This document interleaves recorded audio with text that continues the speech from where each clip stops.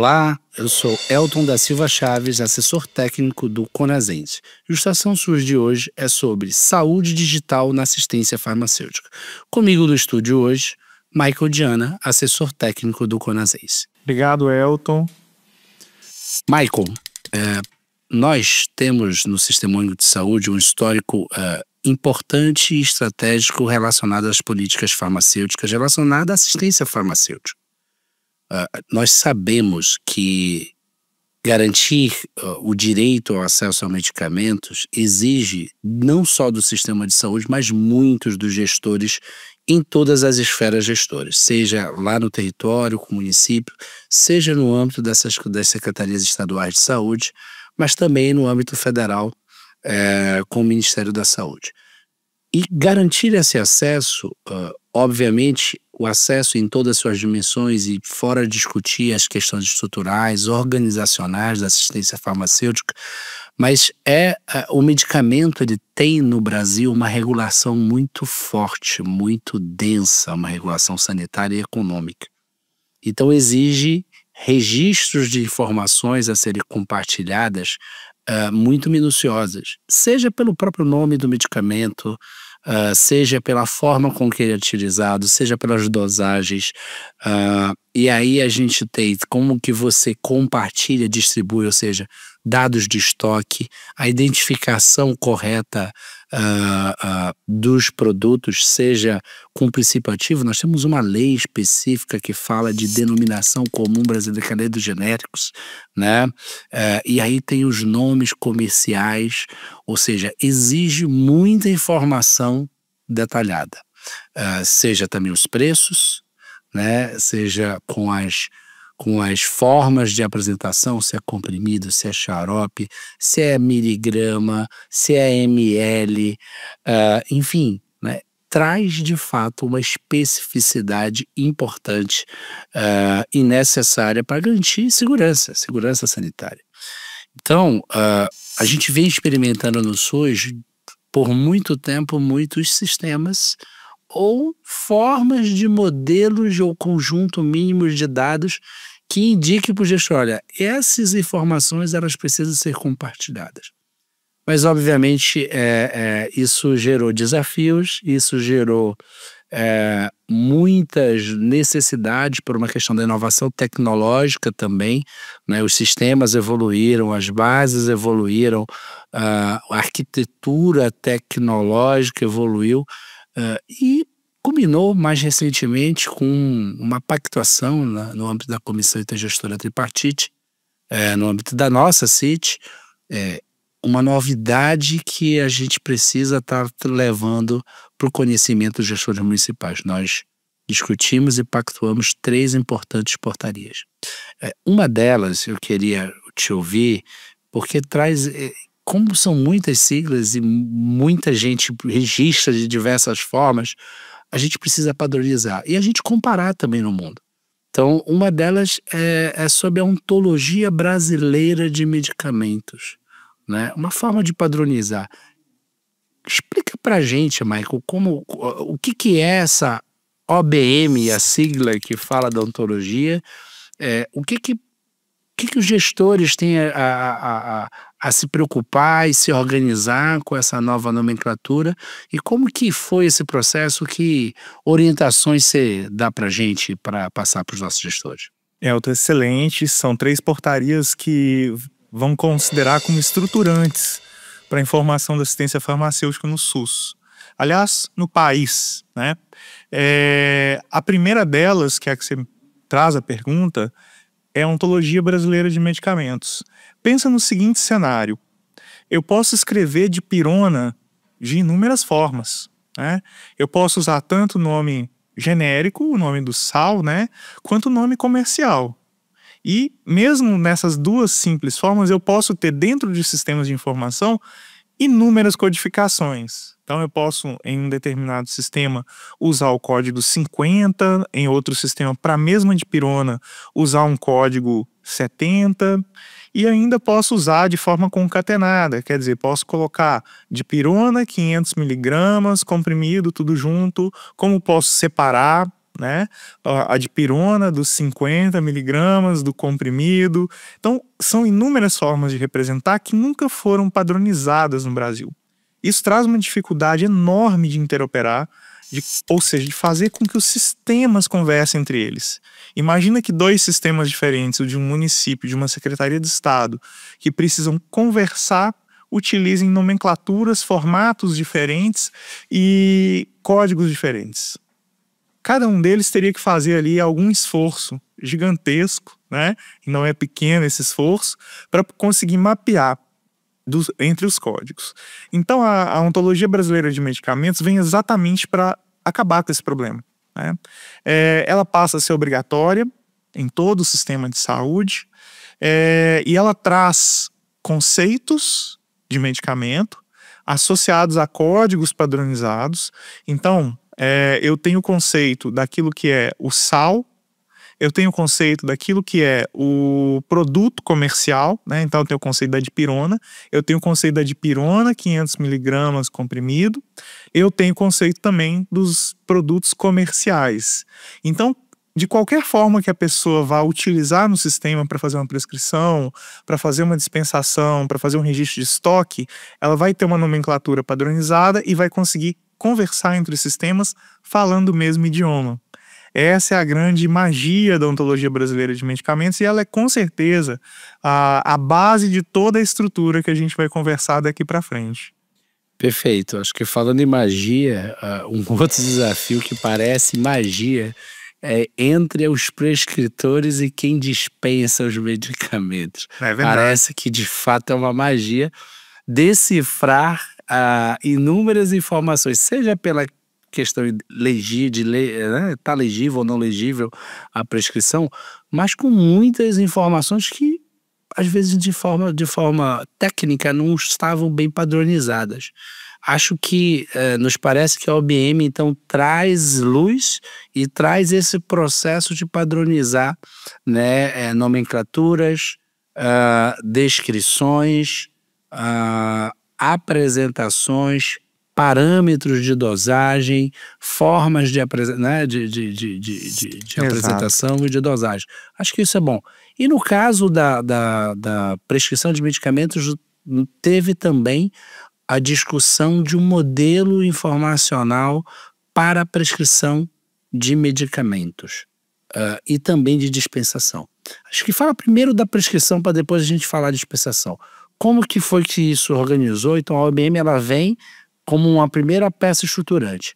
E agora com a prescrição de medicamentos a gente tem muitos casos nos municípios, principalmente no âmbito das equipes de saúde da família, os nossos médicos de família, os clínicos, onde a gente tem essa diversidade de prescrição com dificuldade, inclusive quando o usuário leva essa prescrição em mãos ou eletrônica de um canto para o outro, né, para tentar acessar a esses medicamentos com essa prescrição.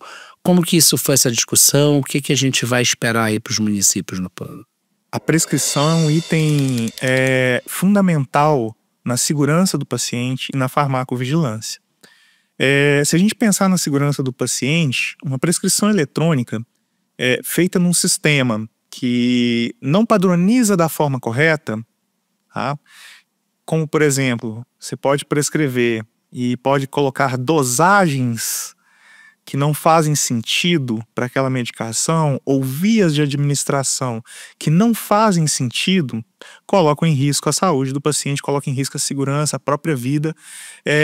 E a padronização da prescrição vem exatamente para dar luz a como os sistemas de informação que fazem prescrição eletrônica devem se comportar, como que eles devem padronizar a lógica de representar a prescrição usando a Ontologia Brasileira de Medicamentos, de forma que a prescrição que for feita para um paciente em um sistema ou em qualquer outro, no SUS Atenção Primária, no AGHU ou qualquer outro sistema privado, terceiro, sistemas desenvolvidos pelos próprios municípios, vão ter que seguir aquele mesmo padrão. Isso garante muita segurança, muito mais segurança ao fazer de forma eletrônica.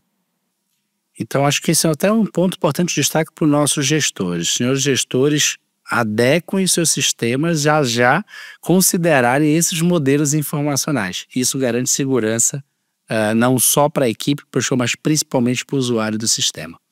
Michael, importantíssimo esse ponto, até porque nós temos, inclusive, legislações. Nós temos a legislações que garante, inclusive, as informações mínimas que uma prescrição, né, médica precisa ter, com todos esses parâmetros e informações, e agora essa padronização, com mais esse modelo de informação para a prescrição de medicamentos, isso eu acho que equaciona e traz de fato um novo momento de segurança e quem sabe um planejamento melhor para o Sistema Único de Saúde. Mas atrelado a isso também, toda prescrição, você em geral vai ter a dispensação. Então, necessitou discutir, além do modelo de informação de prescrição, o modelo de informação de dispensação de medicamentos. E como é um processo eletrônico, isso eu acho que era um desejo, uma necessidade muito grande para o Sistema Único de Saúde. Os órgãos de controle sempre sinalizaram, os próprios gestores para o processo de planejamento, né? Os farmacêuticos nas farmácias sempre colocaram para dar mais dinamicidade. Você olha, conforme chegou a prescrição, eu já estou aqui para olhar o que tem a dispensação, quais informações no padrão correto para não ter divergência, inclusive para o uso racional de medicamentos. E esse é um ponto importante, até para que a gente tenha assegurado todos esses processos e garantir o uso do medicamento certo, na quantidade certa, na qualidade necessária e com os acompanhamentos das informações importantes que tem que ter. Conta pra gente, modelo informacional de dispensação de medicamentos. O que foi discutido, o que vem de novo por aí? Legal, Elton. A dispensação, né, ela não é a etapa final da farmacovigilância, porque a gente ainda tem o uso ou a administração do medicamento, a depender, né, se ele vai ser dispensado, fornecido, ou se vai ser administrado dentro do serviço, em âmbito hospitalar ou no serviço de urgência. Mas a dispensação traz algumas inovações muito importantes. A primeira delas é permitir vincular a uma prescrição eletrônica. Então eu consigo seguir uma prescrição eletrônica com a dispensação eletrônica. Mas claro, a gente sabe que a gente ainda não tem uma realidade onde as prescrições são totalmente eletrônicas. E aí vem uma outra inovação, que é permitir ao profissional fazer o registro da medicação que foi prescrita versus a que foi dispensada. Por quê? O farmacêutico pode fazer a substituição, só que a gente precisa fazer a rastreabilidade. Qual foi a medicação prescrita, e se a prescrição não está eletrônica, ele vai poder fazer esse registro de forma eletrônica, e aquela que foi dispensada. Uma outra inovação importante é permitir o registro do não fornecimento, ou seja, da negativa de fornecimento. Isso é muito importante, principalmente para o Sistema Único de Saúde, né? Evita ou minimiza o risco para os secretários de saúde de alguma eventual judicialização, quando ele consegue acompanhar o não fornecimento. E um outro ponto muito importante é que a prescrição ela está definida também como a possibilidade de registrar o fornecimento.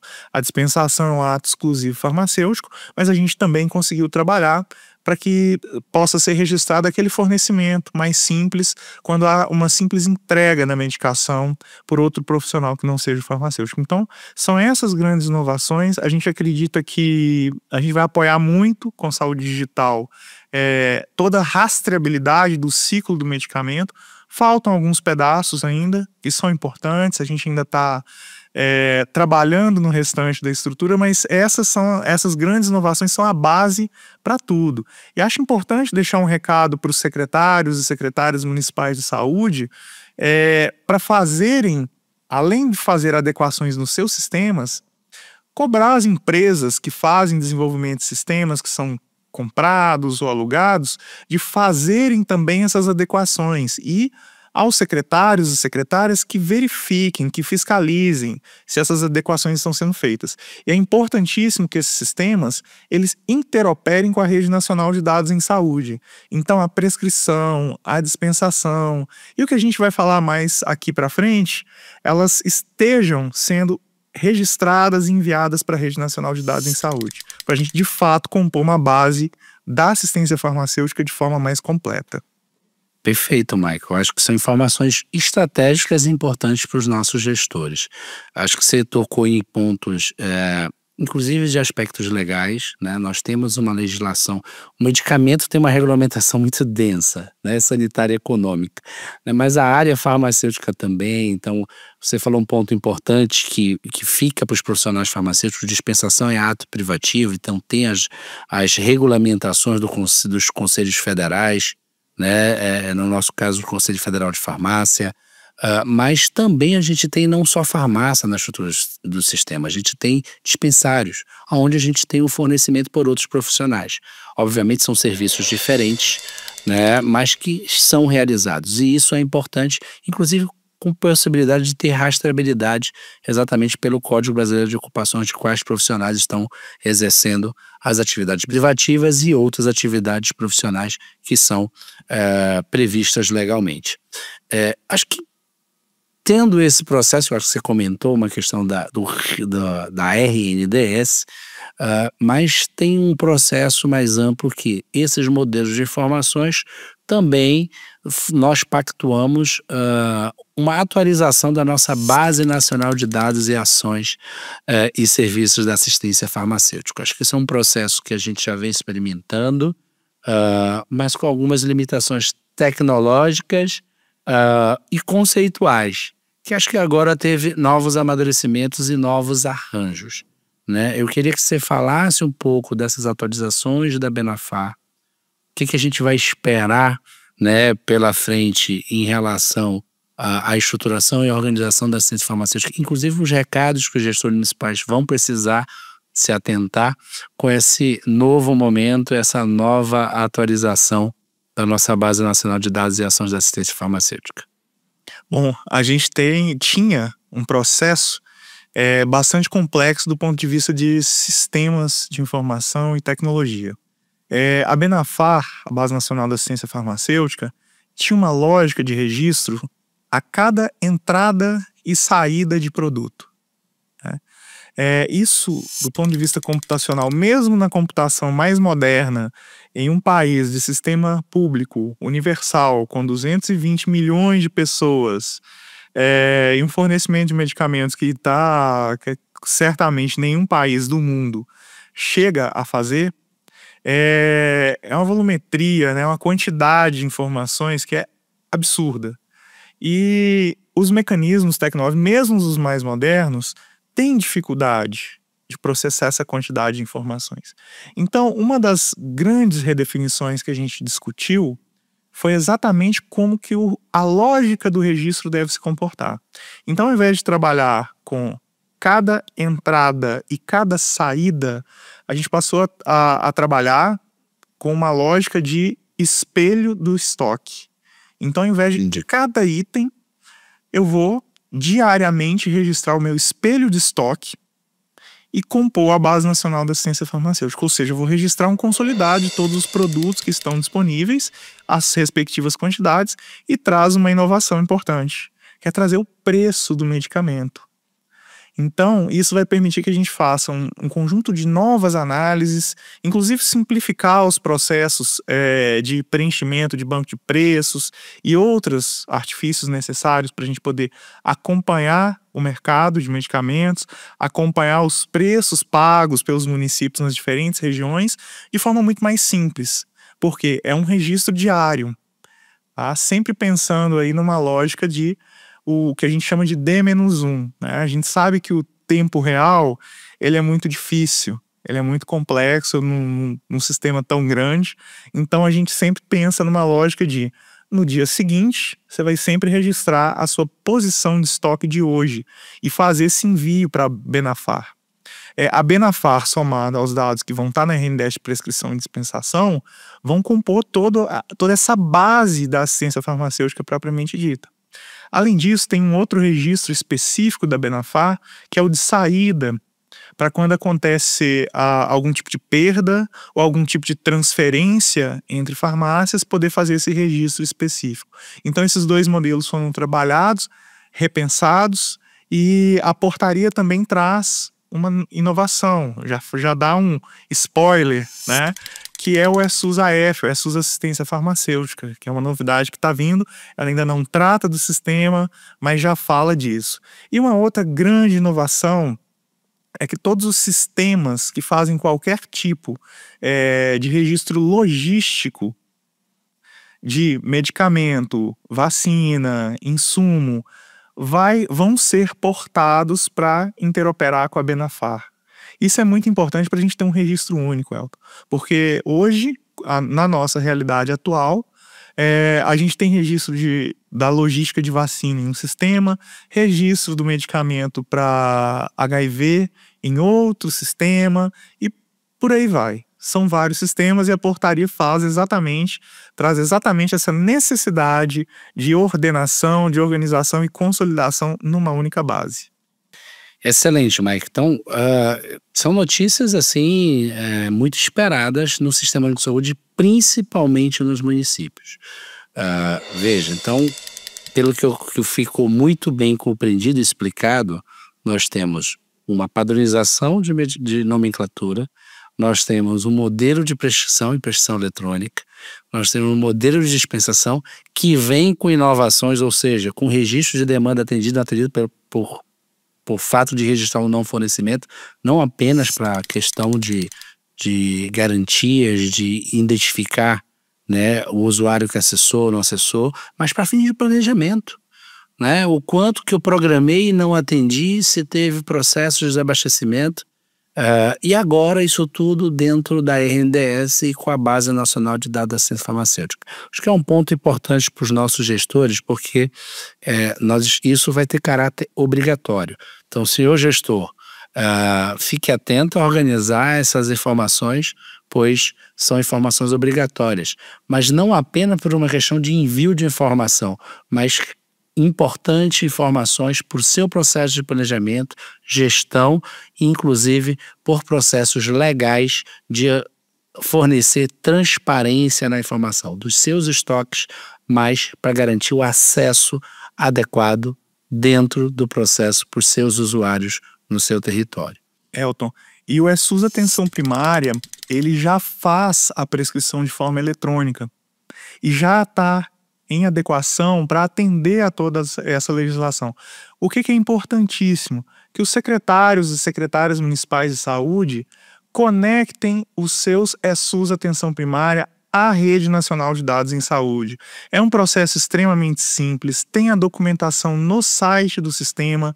Os nossos colegas que estão nos COSEMs podem auxiliar também nessa trajetória de fazer essa conexão. Então não deixem de fazer e não deixem de adotar conectividade nos serviços de saúde. A conectividade é fundamental, inclusive para que o prontuário único do cidadão seja visível para todos os profissionais. Ou seja, os dados que estão na Rede Nacional de Dados em Saúde, da assistência farmacêutica, de atendimentos clínicos, hospitalares, exames, possam ser vistos pelos profissionais. Para isso é necessário esse esforço da gestão municipal, gestão estadual, gestão federal, para dar conta de conectar todos os pontos e, de fato, adotar o prontuário eletrônico.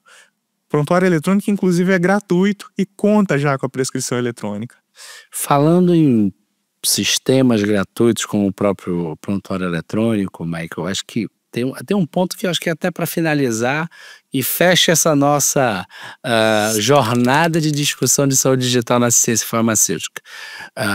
Nós temos um sistema nacional gratuito que é o Horus, e foi importante, trouxe muita inovação, mas numa arquitetura que a gente já ouve dos nossos relatos, dos nossos profissionais, trabalhadores do SUS, que é um sistema que já está parando, trava, não funciona, e muito vem se pedindo um novo sistema para a gestão da assistência farmacêutica. Então você já deu spoiler, né? Temos o ESUS-AF, que já vem numa promessa, mas ainda não se de fato se concretizou. O que a gente pode esperar? Quais são as novidades? Se já tem previsibilidade, perspectivas em relação ao ESUS Assistência Farmacêutica, o ESUS-AF, né? E o que benefícios os gestores podem trazer com esse sistema?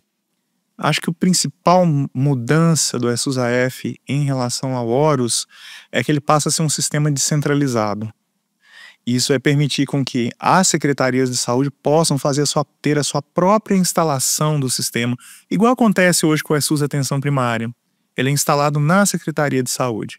Isso vai permitir, claro, também interoperabilidade entre os próprios sistemas que estão instalados na secretaria, uma maior gestão da informação do que está ali disponível, mas o mais importante, ele também nasce já nativamente interoperando com a Rede Nacional de Dados em Saúde e com a Benafar. Então, quer dizer, é um esforço a menos que os municípios vão precisar fazer, é um custo a menos, é um custo a menor que os municípios vão ter da necessidade de pagar sistemas para se integrarem. Então isso já vai estar nativamente feito. E a gente tem uma expectativa também de trabalhar com uma comunidade, de ser um sistema de código-fonte aberto. E essas comunidades vão ser importantes. Essas comunidades, claro, será um software público, então tem um regramento de licença, ele não pode... assim como o SUS Atenção Primária e o AGHU, ele não pode ser utilizado de forma livre e vendido pelo mercado, redistribuído. Mas ele pode sim receber contribuições de desenvolvedores, sejam eles dos próprios municípios, sejam eles até da iniciativa privada, se for o caso, de qualquer outra esfera, desde que eles disponibilizem a inovação que foi criada para toda a comunidade. E aí a comunidade é quem decide se a gente vai querer aquela funcionalidade para todo mundo ou se aquilo vai ficar numa versão específica, local do sistema. Isso traz muita agilidade, melhora a lógica daquilo que a gente vai ter disponível. Então, se o sistema for entregue e nem tudo tiver por ali, a gente vai poder desenvolver coisas novas. E isso é extremamente importante, né? E mais do que desenvolver coisas novas, é desenvolver de forma contributiva e disponibilizando para os outros municípios, as secretarias de Estado, enfim. É uma ideia que a gente vem discutindo, debatendo e que a gente tem muita expectativa. Para além disso, né, a gente tem algumas discussões importantes para frente. Como é que a gente vai fazer o registro das relações, a relação nacional, as estaduais e as municipais de medicamentos, que também é uma parte estruturante da assistência farmacêutica no Sistema Único de Saúde. Então isso também é um debate que a gente vai fazer, né, nos próximos tempos e trazer alguma solução para pensar como atender a necessidade da área finalística, nesse caso a assistência farmacêutica. Excelente, Marco. Acho que você trouxe aspectos importantes e relevantes em relação ao sistema. Uma reclamação muito presente em relação ao Horus era isso. Olha, eu tenho um sistema gratuito nacional, mas eu queria customizar meus relatórios, eu queria fazer alguma coisa específica aqui da minha rotina, do meu processo de trabalho, do meu município. E acho que agora, né, nessa nova lógica, além de trazer uma nova arquitetura, eu instalar localmente, eu ter o código, eu poder fazer inovações, independente se tem as regras negociais, né, bem colocadas, mas isso vai trazer um ponto positivo. E por fim, eu acho que você trouxe um outro elemento importante. Quando a gente fez um levantamento em 2018-19, foi o primeiro levantamento das REMUMs, a Relação Nacional de Medicamentos Essenciais e as relações municipais. E foi muito importante que o simples olhar na sua lista municipal e dá muitos indicativos relacionados à gestão. Muitos indicativos relacionados à gestão da assistência farmacêutica. Então, compartilhar esses elencos vai ser também uma possibilidade importante e que bom que isso vai estar disponível. Mas o principal, acho que vai trazer todo esse arcabouço, traz um novo momento para a organização e estruturação da assistência farmacêutica no município, mas no país, né? E um novo momento para o planejamento e a orientação do mercado e da produção de tecnologias, de medicamentos no Brasil. A gente desconhece, eu acho que vai trazer luz a muitas informações, seja com a inovação de informação de preço, seja com a padronização de quais medicamentos e dos elencos que é para entender, o que a gente está ofertando no sistema, nos territórios, do que a gente precisa suprir na necessidade do SUS. Maico, fique à vontade para suas considerações finais e a gente agradece muito a sua participação hoje. Elton, eu que agradeço. Eu acho que a gente tem muita coisa vindo pela frente, muita inovação. Saúde digital, a gente está muito preocupado e pensando muito como atender a necessidade das áreas finalísticas, né? Saúde digital, ela não é fim. Ela é fim enquanto área de conhecimento, mas ela é meio. Ela é para resolver ou ajudar a resolver problemas da saúde, do sistema de saúde. É isso que a gente vem tentando fazer, né? Todas essas discussões, tudo que vem pela frente é exatamente com esse intuito. Então, agradecer a participação, agradecer as perguntas, a nossa conversa aqui. Acho que foi muito produtivo e com certeza vai orientar bastante os secretários e secretárias municipais de saúde. Muito obrigado, Michael. Esse foi o Estação SUS de hoje. Assista mais no programa, no canal Mais Conazense e em youtube.com, canal Conazense.